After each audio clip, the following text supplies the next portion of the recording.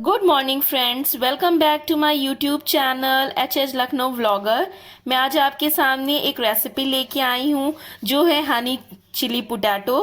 तो इसके लिए पहले तो हमें पोटैटो चाहिए होगा। आप इसको पील करके अच्छे से उसको कट कर सकते हैं। मैंने इस तरीके से इसको कट कर लिया है। और इसमें हम लोग को प्याज चाहिए होगी। प्याज भी मैंने 4 पीसेस में कट करके उसके एक एक पोर्शन को अलग कर लिया है। आप चाहिए तो कैप्सिकम भी डाल सकते हैं। मेरे बच्चे कैप्सिकम नहीं खाते हैं, इसलिए मैं कैप्सिकम नहीं डाल रही हूँ।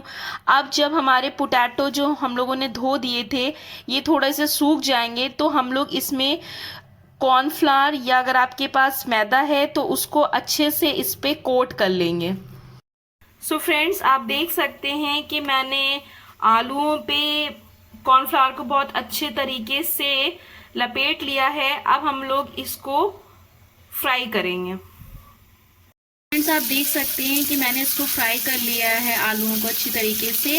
अब हम लोग उसी पैन में थोड़ा सा 1 टीस्पून के करीब ऑयल डालेंगे, कोई भी कुकिंग ऑयल। उसके बाद प्याज को, और अगर आप कैप्सिकम यूज कर रहे हैं तो हल्का सा उसको सॉल्टी कर लेंगे।